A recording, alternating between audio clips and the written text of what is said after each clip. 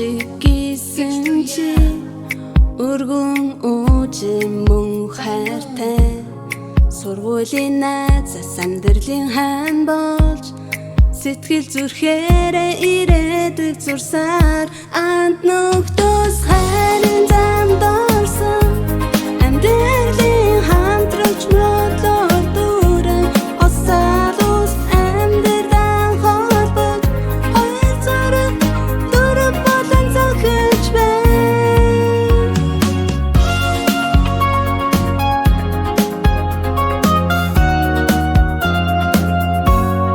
Харин дунд төрсөн бяцхан од дүлгөн охин тэлмөхөө ээжийнхээ оюун ухаан аавын хазүрх ирээдүгээ гэрэлтүүлэн алхнаа.